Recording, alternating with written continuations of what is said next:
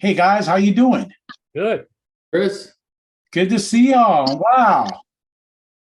That week went by fast. Yeah. Yep. Gosh. Seems like it was just yesterday we were here doing this. Now we're back. I'm not complaining. I like it. It's pretty cool. But yeah, there's new people every week. They don't always show up in here, but they're always out there watching. So keep that in mind. Be on your best behavior. Set a good example for the new people. Hey, if you haven't joined us before, I want to just welcome you and let you know that you are also welcome to come on into the Zoom chat room, hang out with us. You can do that by just clicking on the link there in the Facebook Professionals group homepage, thingamajiggy right there. Just click on it and come on in, and we will welcome you. And who knows? Maybe we'll chat, see what's going on tonight. We're just freestyling it, no guest speaker, no agenda of any particular sort. We're just gonna see if people have questions, ideas, if there's something interesting going on out there that we can address. Looks like we've got Pete out there. Pete, I don't know, have you been in here before? You look. He just took a mouthful of food, so I think. Yeah, it's dessert. I was lucky enough to wolf down dinner before I started, and so my wife was nice enough to bring dessert down to finish it off. That's awesome.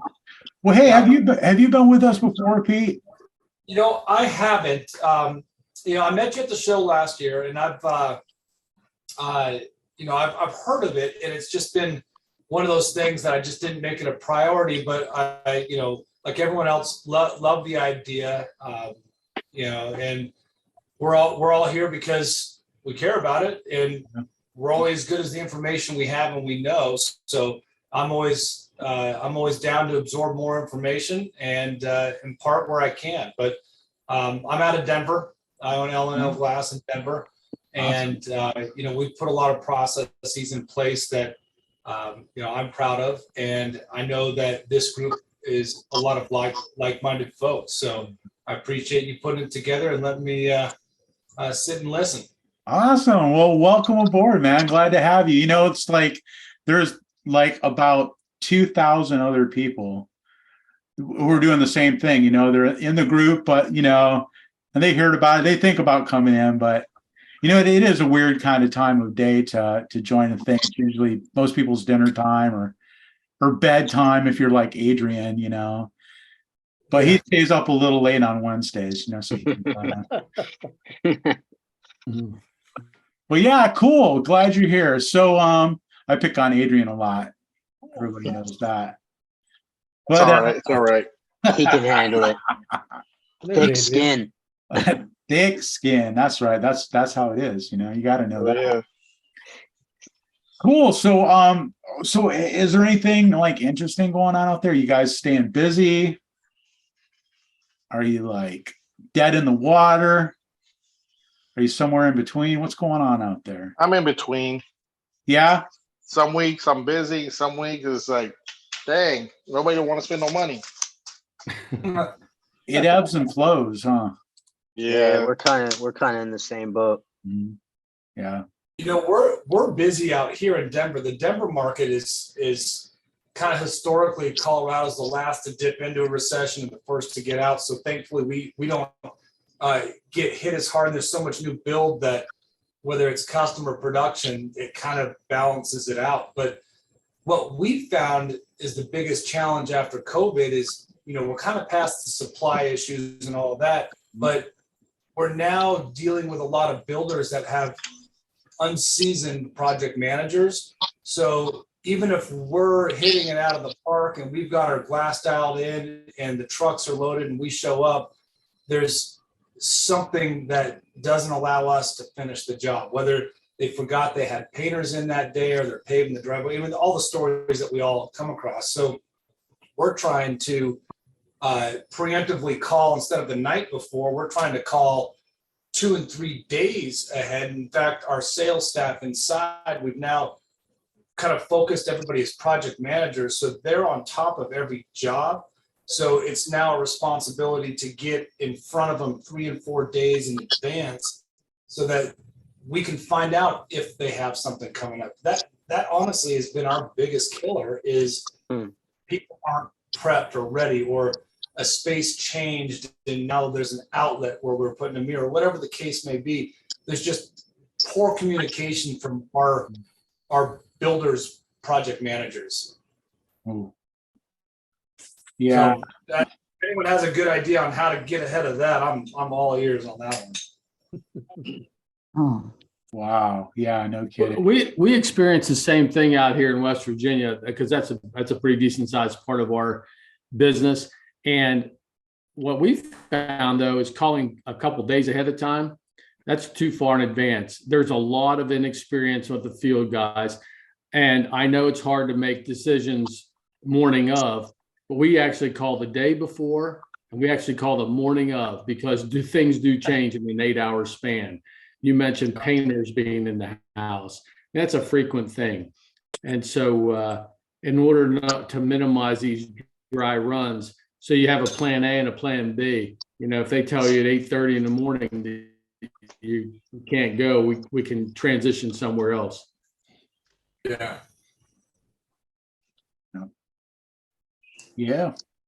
Yeah, that's, Yeah, I mean- that's good policy, you know, just like a lot of communication. And you're right. I mean, you can contact someone a couple of days in advance, and it's almost like it might as well be 2 weeks or 2 months, you know. Today things move so fast, right? I I'm trying feel to like that. Sorry, Adrian. I feel like No. that unseasoned issue is everywhere. You Yeah. get unseasoned designers who are building things that you're going, what were you thinking? And even calling some of the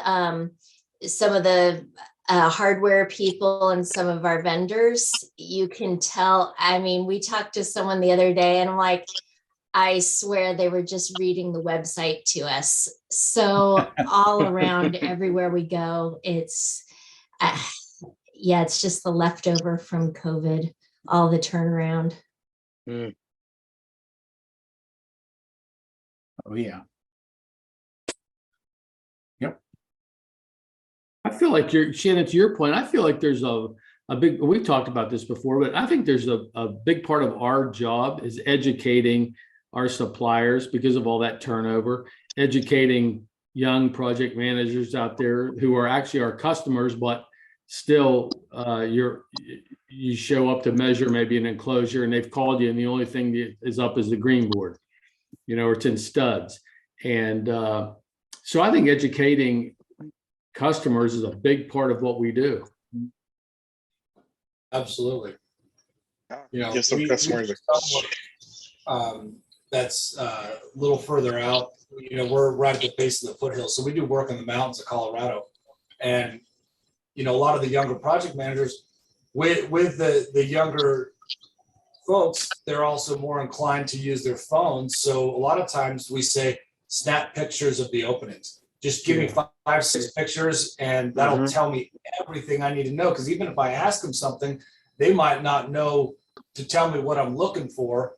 But a picture, I can get into that and see everything I need. So that's helped. It's becoming enough of an issue that we kind of have to enforce that on those jobs, but it has helped us a little bit. Yeah, so we're doing a lot of our quoting and stuff remotely, right? So we're asking customers to take photos, send us information, you know, rough sizes and stuff like that. Maybe a picture if they've got something off Pinterest or something of what they've got in mind. Then we're able to give them a pretty close estimate, you know, by email or text. Get them right in the ballpark about what they're going to spend. So then usually once that budget thing is out of the way, it's like the rest of it's pretty easy to negotiate, but it's that price thing, you know, got to break the ice on the price. Then you can move on, you know, with the rest of it. So, I mean, but one thing that happens is people will say, oh, it's ready. and then you'll go out to measure and find out it's not ready. Yeah. Oh, well, I didn't think you really needed, the stone in place. I didn't think you needed the sill in place. I mean, the walls are tiled. Can't you just go ahead and measure? And it's like, yeah, I mean, we go ahead and measure as long as you're not going to hold me responsible. If the curb gets put in out of level and then the glass doesn't want to work or it looks terrible. I mean, it just, and people just don't understand what finished means. So it's like sometimes it's a good policy to like, hey, send me a picture. Like if you're scheduled to go out to measure, send me one more picture so I can see, the state of things. Is it really finished? Is everything really in place? Because, and even contractors, who should know better, a lot of times like, oh yeah, it's ready. What? Because their guy told them it's ready, and it's like, so they're just taking at face value whatever the other sub told them, or their assistant told them. Oh, my assistant said it was ready. Yeah, he was wrong. So that's a hassle, when you have to make a wasted trip to something. Or they're out of time to go and check the job themselves. So they're sitting there going, well, the tile setter was on the schedule and I haven't heard anything from them. So therefore, sure, it's probably done. Yeah. No news is good news, right? Not really. Yeah, it's always the Monday morning measures you have to worry about because they're banking on the tile guy coming in over the weekend to finish. And they never get it finished on a weekend. Yep. And then they run out of tile.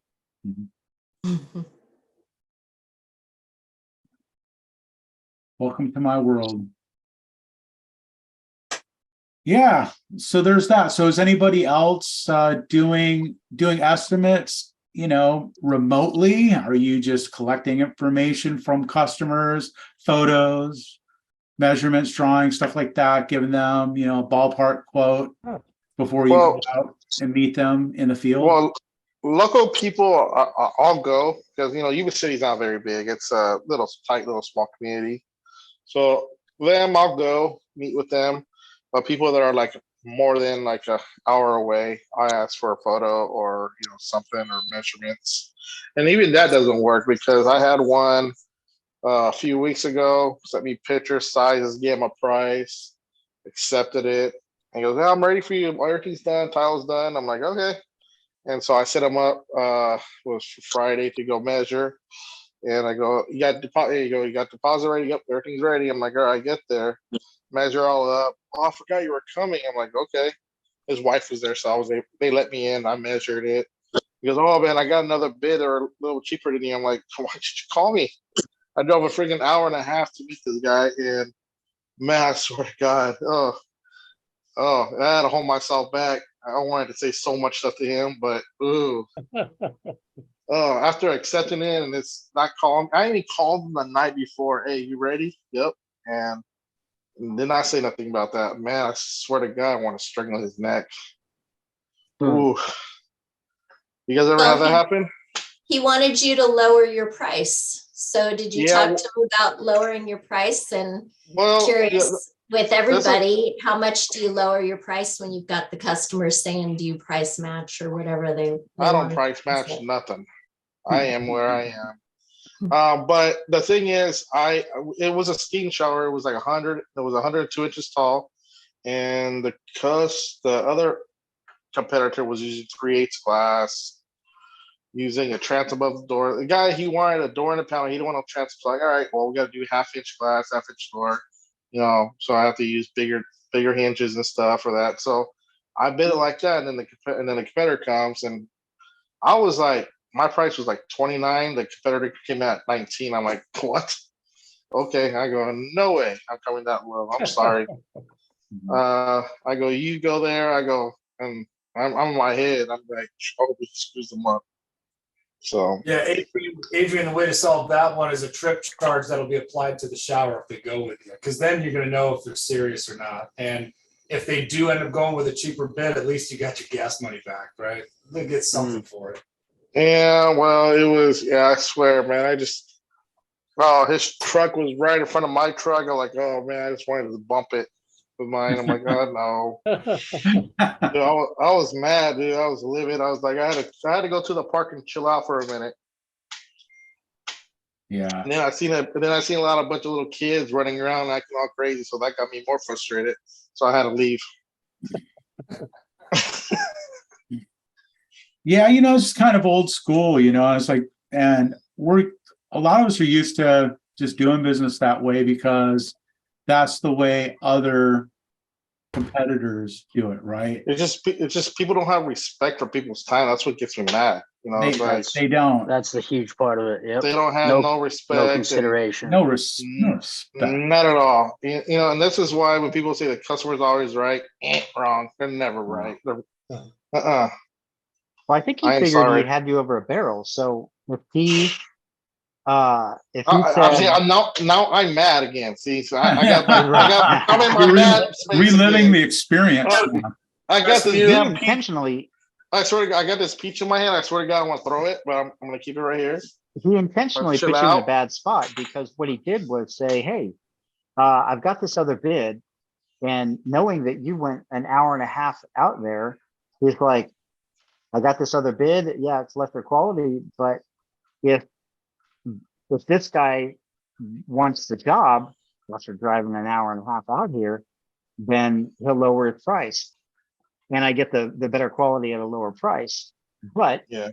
if he doesn't want to do that, he gets mad. That's fine. I don't care. But I still get the lower quality at a lower price. So in his book, he's like, "You good either way." Right. Well, yeah. And where he lives, he's in a bigger market than I am. So I'm in a town, Sacramento. So I'm Yuba City, East Sacramento, Roseville area. Yeah. So I'm sure you know the area, Brian. City I grew up there, so.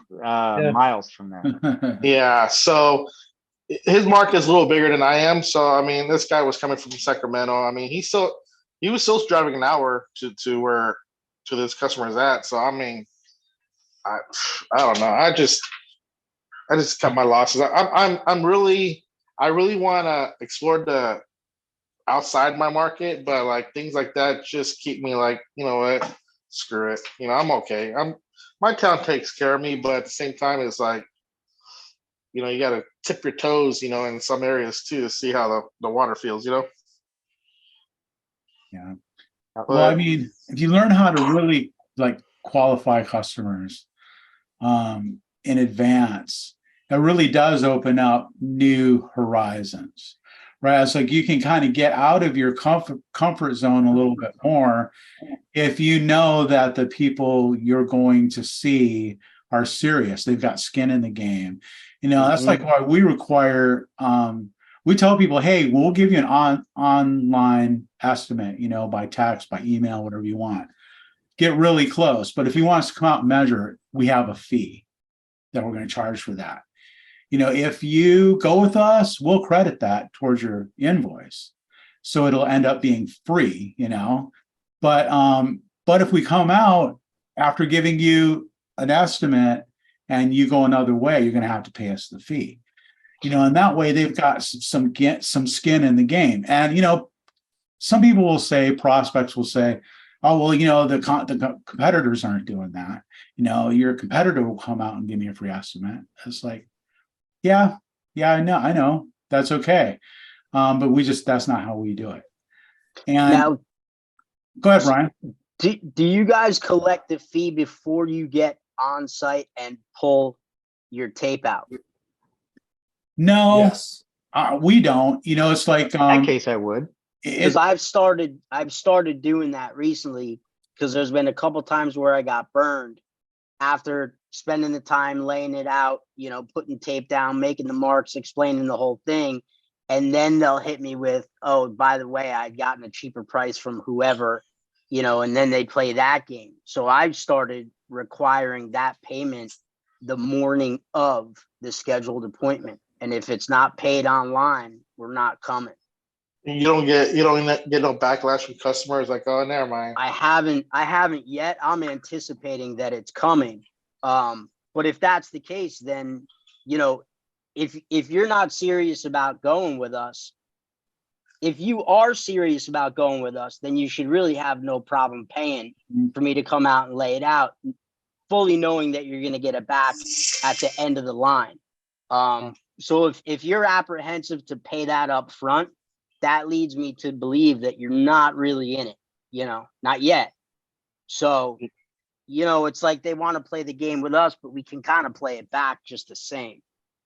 And I mean, there's been a couple of jobs where I've lost because they didn't want to pay for me to come out, for the design consultation. And it's like, it's all right. I probably didn't want that one anyway. Design consultations, yeah, we charge for those. People pay for those, but especially if they haven't started the construction, yeah. I go and do that, and I charge. People pay that, but yeah, what you're talking about. No, but this one, it was a referral from another customer or a family member, so I didn't bother with that. I thought I had it, and they pull up that crap, and I was like, oh, okay. Another thing we do, we send a customer a text after we give them a quote.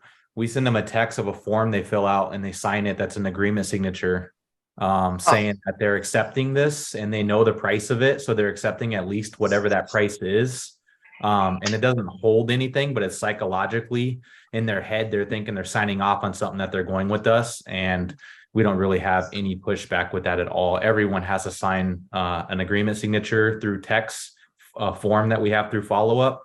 And because that creates an automation and moves it down the pipeline to get it on schedule. So they do that, and then we don't really have an issue of getting dry runned out there or any of that. And we do charge a fee if we go out and don't collect a deposit.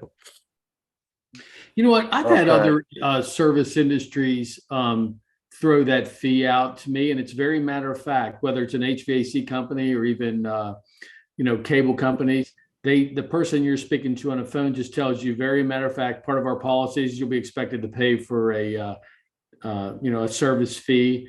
You can pay that now. You can pay our technician when they arrive on site. It's just part of the conversation. There's no mincing words. Yeah.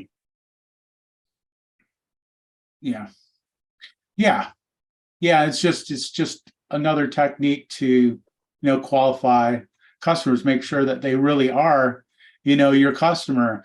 And it's like you want to have a target audience. You want to have kind of a definition of who your customer is. I mean, if you're are you wanting to do mobile homes? My guess is probably not. You probably don't want to do mobile homes. So it's like you can eliminate that, as those people not being potential customers. I know it's a little scary, to exclude people from possibly being your customers when you first try it.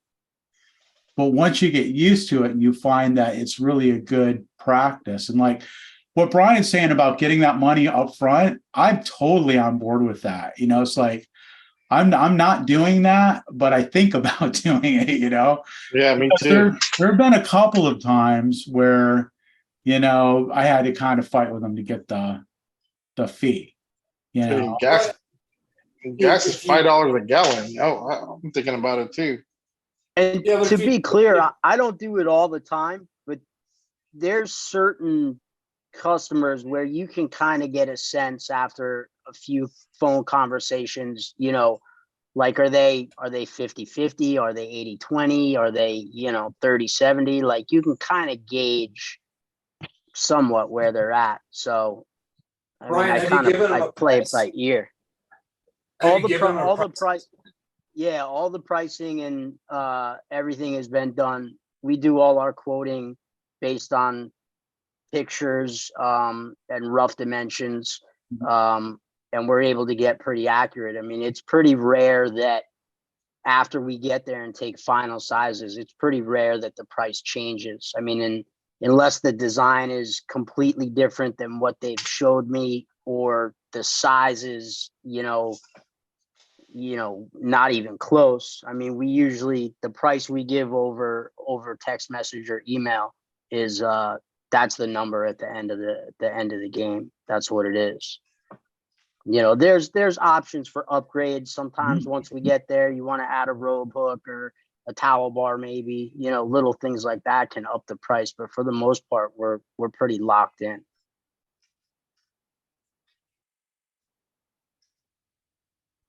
So on the bright side, I don't know if you guys have seen any of this. We've had a lot more customers say yes and pull the trigger that we never thought would be buying from us. They come to us saying, oh, I tried to get this shower from Lowe's and it was just a nightmare. And I'm having this conversation going, we're not Lowe's. This is not going to be comparable. And they're going, yeah, I'm good. I don't want to do any of that anymore. And shipping has been outrageous. We've had people coming to us for mirrors and they're like, I've ordered 3 times from, some online thing. We had a customer, a homeowner come in and say that they went to Ferguson. I don't know if Ferguson is, I think they're national. I don't know who's name. So I went to Ferguson and I was going to order a shower from them. And the salesperson said, no, don't do it. It's been coming wrong. It's been coming broken. Just don't do it. Go to a local glass shop. And the first time I heard it, I said, no, they did not say that. And then I heard it another time about Ferguson. And then there was another, I can't remember who that shop was, but a salesperson actually told me that. They said, hey, I'd love your information so I can refer our customers and they don't buy from us just because shipping it's just been a nightmare for anyone to try and get something that's not local and brought to them. Good for us. Yeah, Yeah. I get those too. Yeah, people are getting educated on what's really going on. I mean, you try to go cheap a few times, and it's expensive to go cheap sometimes. Yeah. You guys ever get customers where they do buy one from Home Depot and they try it doesn't fit and they want you to order a piece of glass for them, and it costs us more than the kit did? Those are good ones. Mhm. Yeah. Those are Can you funny. cut this down for me? Oh yeah, no, I'm not cutting it down. Yeah.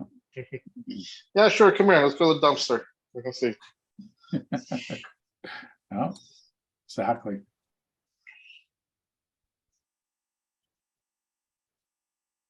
Or you'll get those people that come in and want you to order the glass. I said, I'll order it. You just tell me where to put the clips, make me a drawing, and I'll order it. I'm not going to figure it out for you. Yeah, we had 2 of those, or 3 of those actually last week. Yeah. One had it raked. It was a raked corner and everything. And I'm like, you can send me a sketch of what you want and sign off on it and I'll order it for you. Yeah. Yeah, we get a few of those.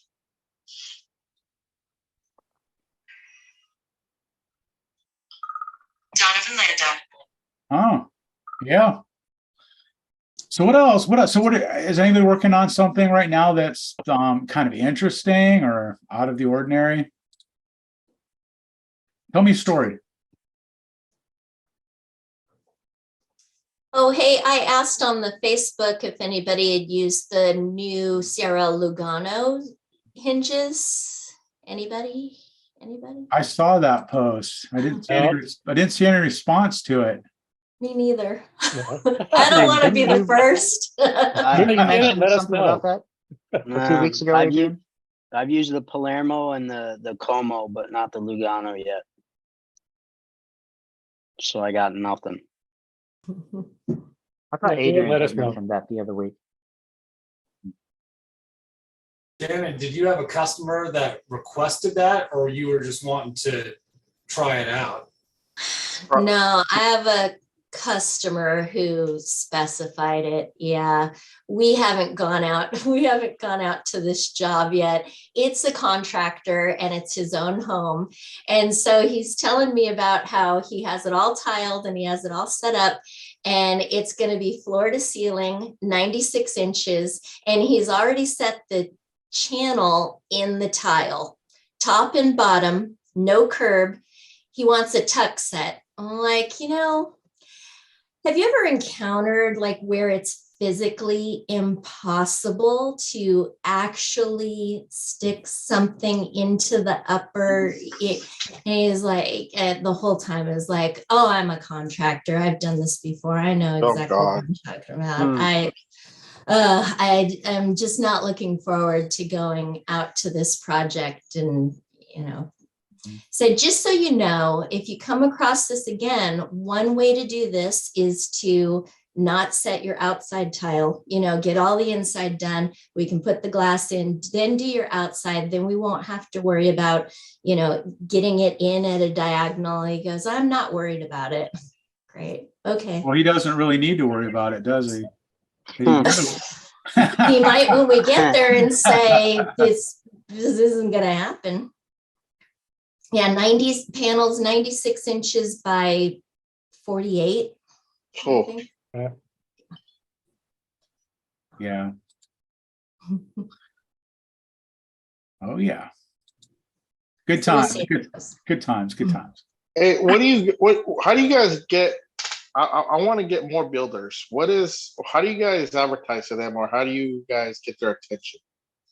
You guys, Pick up the phone and call them. you call them? Pick up the phone and call them. Yeah. Look for signs. I've done that. Stop by the houses. Stop in at job sites. I've done that before. I got a few Got a of them like bright that. shirt on, they should be able to find you easily. We had a little town here called Paradise that caught on fire. I don't know if you guys heard it. It was in national Yeah, news. kids. But we did quite a bit there. It was a nice lucrative thing. I felt bad for the people, but yeah, that was a nice one. But yeah, I got a few. Stopped by. I did one job there, and I stopped by, took the number down, called them. Oh yeah, so they'll send me. Oh, that's how I got some of them. But those are just one hit wonders because they're just doing one project here and there. But yeah, Instagram. Instagram, really? Yeah. Instagram's an amazing tool for free. I'm gonna try it out. I don't get You can talk to a Instagram. lot of people you would never think you'd be able to talk to on Instagram. Yeah, I never thought about that. I feel like like calling them. I feel like I want to be like bug them, but I'm getting to a point where I might just do that. I mean, it's not like I've seen them before. I know them personally. They say no. They say no. Oh well, it's just Yeah, I want. our top two builders, I got off Instagram. Just communication, reply to their posts, talk to them a little bit, and just keep saying, hey, glass doors would look great in there. That would be cool. Just schmooze them. You got to schmooze them. LinkedIn's really good too for builders. You got to cozy up next to them. What you're trying to say, Brian? Yeah, cozy up, throw an arm over the shoulder, bud. Brandon, is there a technique on Instagram? I mean, is there a way to reach out, or you just find an individual company, for instance, in this kind of like direct messaging? Yeah, I'm no computer. Just direct messaging and commenting on their stuff or liking their stuff.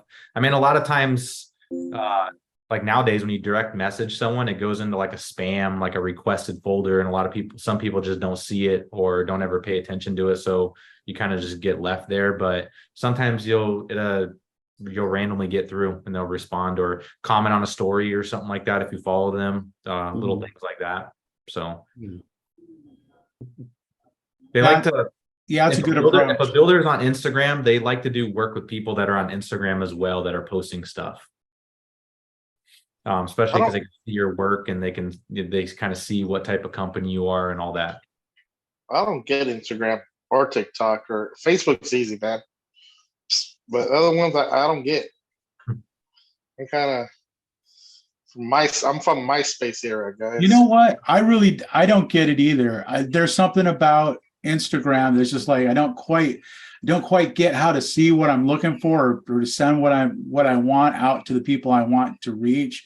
It might be a good topic for a guest speaker to come on here and do a little presentation about like maybe some shortcuts to get going on Instagram, because I know that it's powerful. Everybody's on there, but it's like I'm just like I guess I'm a fogey now or something, man, because like I just don't really get it.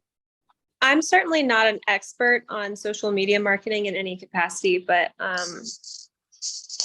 like tags are really cool because people can search by hashtags and they can find your account and types of showers and things by hashtags. All you have to do is Google like popular hashtags for remodeling and then pick some hashtags that work in your industry or for your photo. You can also choose industry specific ones. You just make them up. You can say Atlanta glass, or we do shower door guy, or luxury showers, bathroom remodel, stuff like that, and just use a hashtag.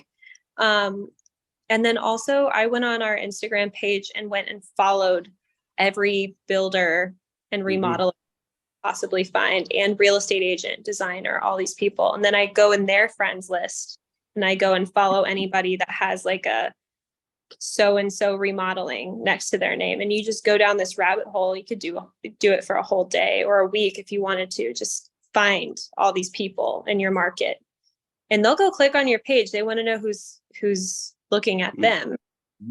Just know there's a limit to amount of people you can DM a day on Instagram. It actually cuts you off. You can only DM so many people on Instagram a day. But I would recommend Reels. Reels attract an outside audience, and stories are for your followers. Hashtags are kind of dead on Instagram. Like, it doesn't change the algorithm anymore just because there's so many millions of stuff used. It actually pulls from it. You got to write a good story. So it actually pulls kind of like Google does the algorithm, where if you use keywords in the subject and all that, or in the body, it will pull keywords out of that when you're searching for stuff nowadays on Instagram. TikTok is good for hashtags and stuff like that. Same with LinkedIn, but it's just a game, just a free game. Yeah. Well, Brandon, I'll vote for you to teach us that next week. Everybody agree? I know enough to get me in trouble. I mean, Chance and I met on. Well, we want to get in trouble. Lead us. Yeah. So, yeah. What about you, Robert? Rob knows stuff. I got all kinds of tips and tricks. There you go. Yeah, I mean, even like, because here's the thing, I need to go from like, I mean, I have Instagram account, right? And I've posted some stuff on there, but like, I need to go from like kind of one level, like from 1 to like 3 or 4, you know what I mean? If someone could just lead me to where I could get on there and kind of know how to find stuff and use it. It's just, there's something about it that's very counterintuitive for me.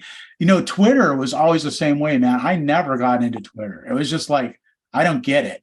I look at it and I don't get it. And it's like Adrian was saying, Facebook is like so stupid that any moron can figure that out, So I do fine on there.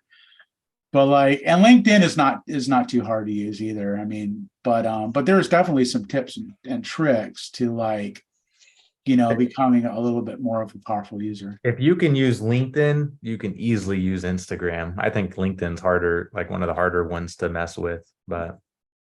Yeah. I mean, it's just, I guess it's, spending time on there, Yeah, it's like anything, right? The more time. Different social events. It's like LinkedIn's like the corporate water cooler, and Facebook's like the social party where everyone's going to see their friends. They don't want to buy stuff from you, but they'll listen to what you're selling.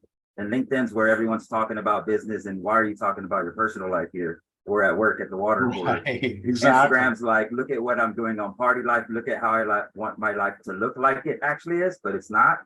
And then TikTok is like where all the kids are going because they only visit Facebook to look at what their aunts and uncles and grandpas are doing. That's where the nurses dance. I know that. That's it.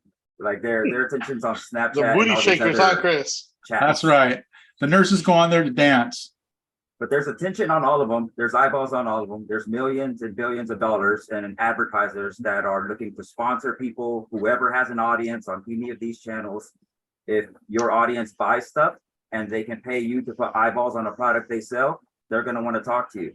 And if you have your contact info in there and 1,000 followers and you sell a product that they know your audience wants to buy, that's how these kids are making crazy money and how your businesses can too, no matter what platform you go on. And we got schedulers inside of Follow Up. Anyone that's in it, you can pre-schedule on all of those channels, posts that go out in the right form, you know, Twitter Short, all these have their different forms of communication, but you can pre-schedule them on any of these apps out there. Follow Up has it inside if you want to use it, and like start from the ground level of just posting something. The step one is posting your thoughts and then figuring out how to properly communicate in that platform. But I wouldn't advise not being there just because you don't understand it. Just figure out how you can be there or get someone in your company to represent you there. So when people search, they see you there too. That's all that matters. The eyeballs that are there and the money behind it. That would be my tip for social. There's all these strategies for like looking at hashtags is great now still, because searching, you go through an hour of searching all these hashtags, you'll find out all these other companies that are interested, and now you got your list of who to attack. Find out every other platform they're on and follow all their channels. DM them. They're paying attention to one of the channels and they'll get back to you. And now you develop a relationship, find out where they're at, find out where you can send to them or who you can send to them. And we have developed so many great relationships just from talking to people and telling them what problems we're having and why we're mad that our guys are late and why our suppliers are messing us over. And then everyone just started commenting, me too. Us too. What's going on with you? Hey, I have this connection. And then years later, we have this awesome group of everyone that's continued to join, and like the knowledge here is insane. So congrats to everyone that got the Inc. 5000 too. I don't know who all made it. I just keep seeing people announce it. So does anyone know the full list? PCS class, Florida State class. My shower door Orlando, I think, and then D3. And GCS, of course. Oh, D3 and my shower door are both Dahlman's, right? Congrats to y'all. Yeah, congrats. That's awesome. And congrats to Chris on the newsletter. Oh yeah, the newsletter is awesome. Everybody getting the newsletter here? Is everybody getting the newsletter? I got it. All right. Have you seen? I mean, what do you think? I mean, are we on the right track? I know it's only been a couple of issues, but two issues, you know, but yeah, Rob is like really the muscle behind that, man, making that happen. So yeah, that's kind of fun. If you've got any ideas for that, let us know, because we are interested. Absolutely. If you want to contribute, you know, if you like to write, if you'd like to write an article, or if you have, you know, something, you know, interesting to talk about, a story or something, love to see that, put it in there. If there's something you'd like to read about in there, if there's something that you think would help, let us know, because we're going to be growing that thing. So if you haven't subscribed to the newsletter, be sure that you do that, because it's cool and all the cool kids are doing it. You want to be, you know, in the in crowd. You don't want to miss out on the newsletter. Put the link in the chat. Subscribe if we haven't already. I thought I did, but I don't think I've seen the newsletter come through. How do they subscribe, Rob? I just put the link in the chat right now. I try to add everyone to the list before you send it out, Chris. I might have fumbled with that, but I'll blame technology and not myself. It's okay. I mean, we're still kind of practicing, you know, it's just the first couple issues. We're just kind of figuring out how to send it out, how to get people on the list, how to get some content. So it's still a work in process. I mean, I'm pretty stoked about the way it's turning out already.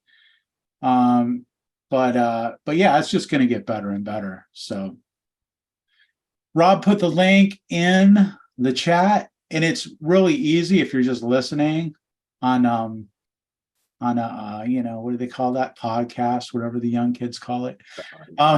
It's like, it's GEP, like as in glass expert, right? Class expert Partner. Class expert. Gosh, I'm drawing a blank. GEP.glass/shower-door-professionals. So it's like GEP.glass/shower-door-professionals.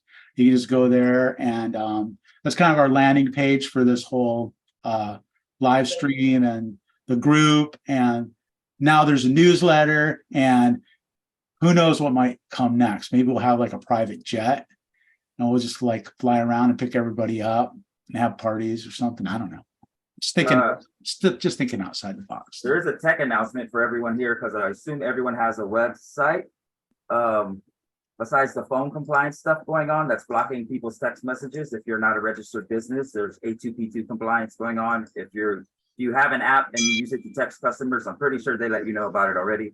But the other thing happening in September is 9% increase across all domains that are .com, and I forget which other ones. So if you want to renew your mybusiness.com website, now would be the time to lock in like a multiple year rate, look for some deals. So you can just save some bucks on it. Why not? I never know how many times they're going to keep increasing, but they do what they want and they own your domain. So lock in the cheaper rates.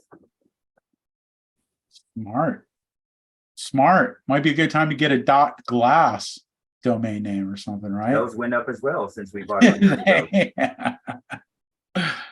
There you go. You heard it here first. So yeah, I mean, that's something like I'd be interested in learning more about, is just that that social media. My impression I think Rob did a really good job at kind of breaking down, like, here's the different social media platforms, and this is kind of what they're good for. It seems like Instagram is kind of that sweet spot where it's like people are doing business there, but also people are kind of having fun there. So it's kind of like, seems like it's kind of the middle ground for all that stuff. So that's what's attractive to me about the idea of being on Instagram, and that like there's a younger audience. You're always wanting to reach, that younger demographic. Those are the people who are going to be spending money, 5 years from now, 10 years from now. You got to think that.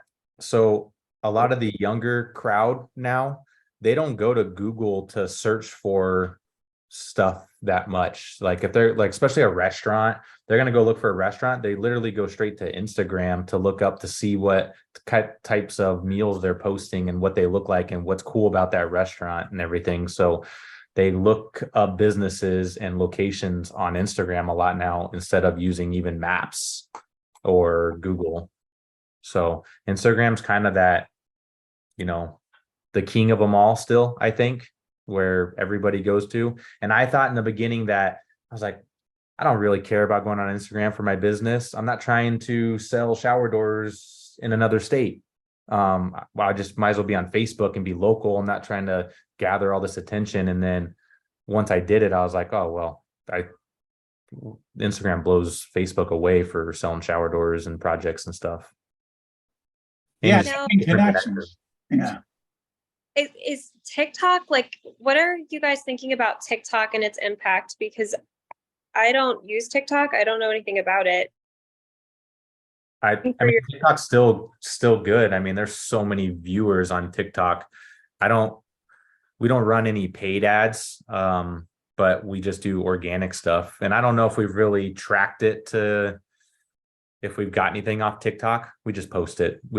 But you make a reel for Instagram, you save the reel, you post a reel on TikTok. Like it doesn't have to be made every day. And that's the thing, is a lot of these, like, you see these influencers that are posting on Instagram and they have content every single day. They're not literally making content every single day. Like, they'll block a couple hours out and film all that stuff. And then someone comes in and chops it all up and makes 60 pieces of content, and they just schedule it and it drops at different times of the day, every single day.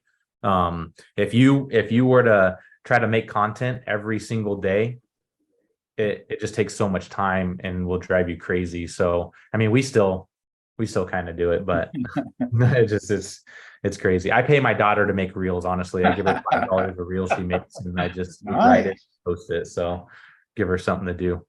Nice. And then we just take that reel and post it in other places. Hey, Brandon, what about how? You ever think about House? I mean, that's a social site that's kind of specific to our trade. I've advertised with them a long time ago and never really benefited too much from it. Just never. I don't know when's the last time I've been on Houzz. The only time I've ever really gone on Houzz is to scrape a contractor list of, Yeah. contract remodelers and custom builders to cold call. Our experience with Houzz as well has been that it isn't as easy to specify your locale. So we get a lot of leads from all over the country. And maybe it's just I haven't spent a lot of time on it. Maybe I just don't know, but it's not as specific as some of these other platforms. Mhm. Yeah, and a person who hasn't experienced it might think, oh, what's wrong with that? I mean, who cares if, people are noticing you in other places, until you start getting, contacted by a bunch of people from a bunch of places. Then you have to go through all those emails or whatever and figure out, waste all that time eliminating all these people who you can't serve, So it really is important, not to be getting leads from outside of your area. I mean, one now and then is not bad, but if you get a ton of them, it sucks. And I would say the biggest thing with social media is don't get discouraged, because it's a long-term game. It's not going to happen overnight. You may see people don't interact with you or comment on a post or like a post, but there's people watching it that are paying attention, and they just don't comment or like it. So it's a long-term game. Absolutely. That is Marathon. true. It's a marathon, not a sprint. Yeah. So- Yeah. Go ahead. I was chatting with a marketing guy, and in his theory, which I think holds a lot of water, is that back years and years ago, websites hit that stage where it's like, if you didn't have a website, people started wondering if you were a legit company. And now it's getting that way with social media, where if you're not on social media, then what's wrong with you?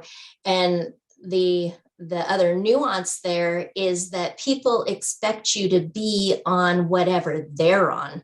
So the fact that you're on Facebook doesn't matter to the person who goes to Instagram for everything and wants to know why you're not on Instagram. And you're like, I could spend all day on Facebook, but they think that there's something wrong with you because you're not on their preferred platform.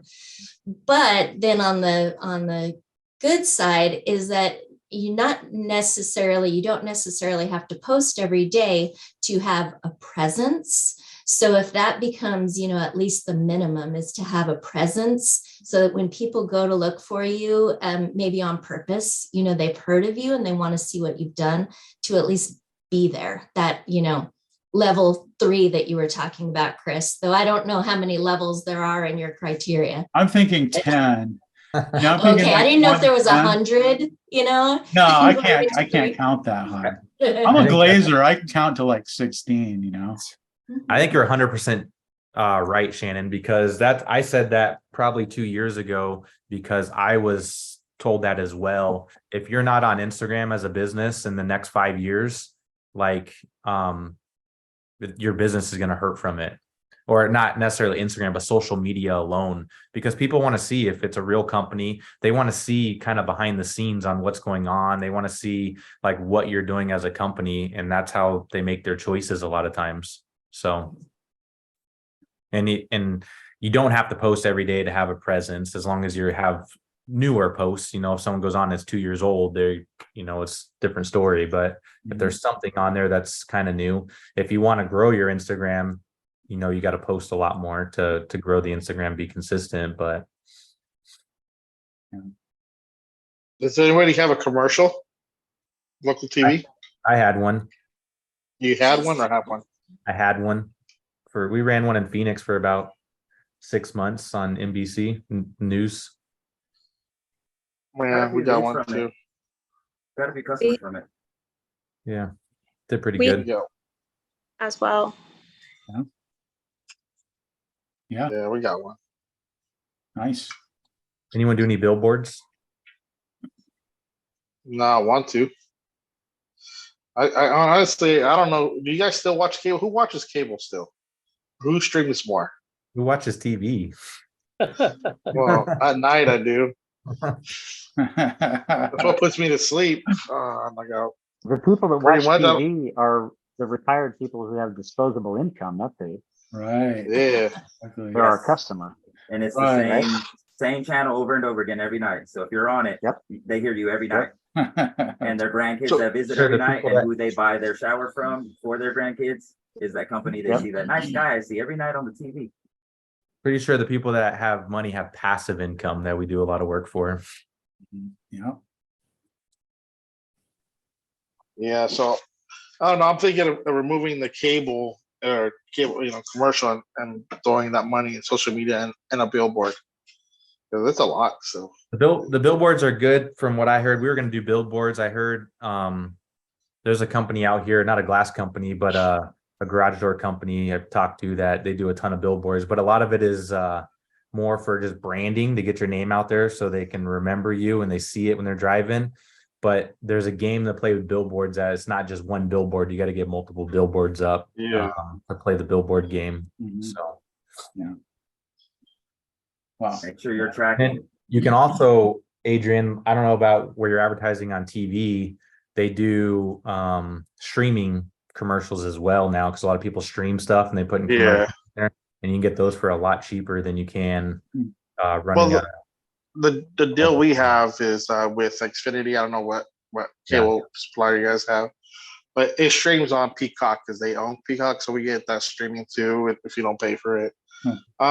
We are on ESPN. We're on the big channel. We have Home and Garden. We're on all that. It's just I guess I have not really paid attention to if we're really getting any feedback from it. It's just I've been too busy in my little world. You just got to make sure you track. You got to make sure you track it. Whenever you advertise, you got to make sure you're tracking everything because if you don't know your numbers, really even like what do you like? You don't know if you're growing there. You don't know if you're wasting money. Well, the problem I think the problem we had was that even on the commercial, I know on follow up our number is different on our Google page, and so when somebody looks up on Google. Man, we get a ton of hits from Google because on follow up, I see the phone numbers that come in, and we get a ton of them. And I think the problem that we have is that when we did our commercial, we didn't get a number to track. We just posted our so office number. So there's no you way can to track that. You can also talk to them because they can put a pixel in that commercial. So what happens is when someone is watching that commercial, it will ping on their they have internet and all that, they can track it where that comes from. Because our thing is like a lot of times is we're like, did we make that much money with the commercial, or are they just seeing our brand? Because a lot of times they watch the commercial and then they turn around and Google GCS and then they would click on one of our paid ads and then it would come through and say it was a Google lead. Either know it was a commercial. I mean, we sold a $10,000 job that came in as a Google lead. But when our measure guy asked them where they saw us, they said, I saw you on a commercial. So that was the first point of contact was the commercial. We didn't have the pixel set up, so we didn't know. But if we had the pixel set up, we would know exactly where it came from because then they can track them through those stages. So, so just ask them if they have a thing to set up a pixel, and then they can give you a count of what leads came through. I gotta check that out. Words of wisdom. Words of wisdom. And then a lot of it's just brand recognition is a commercial. You're just getting your name out there. So you might not think you're making money on it because you're not getting a lot of leads, but you're getting how many eyeballs are seeing your brand. So awesome. Brilliant. Well, thanks. That's good stuff. We're all out of time here, but I'm going to be talking to some of you about the possibility of coming on and talking about IG. See what's see if you can teach an old fart how to get on there. I'm not that old, but I want to. No, I'm not talking about you. I'm talking about Tim.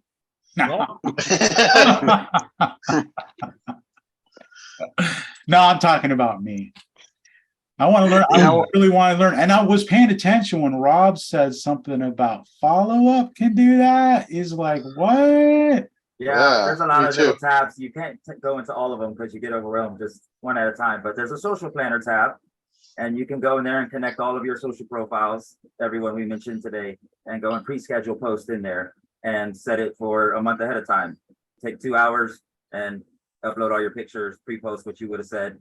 And, or better yet, take 1 hour of recording yourself and then hand it to someone else who knows how to do that and tell them to create a bunch of small posts out of this hour. I talked about our industry and what I'm mad about and what I'm happy about and how I like my team and how I would prefer the industry to go and what I plan to do in the future. And that's literally 100 posts they could do. The right person can do for you out of that. And just give them a bunch of pictures of you and record it video if you want to get them snippets. If you don't like your face, then give them a bunch of pictures of other people. And that's your company's brand. So All right, we're out Rob. of time today. Well, we're gonna have a call. You and I are gonna have a call, Rob. We're gonna like get that set up. Yeah, me too. Everybody, come back again next Wednesday and we'll have more fun.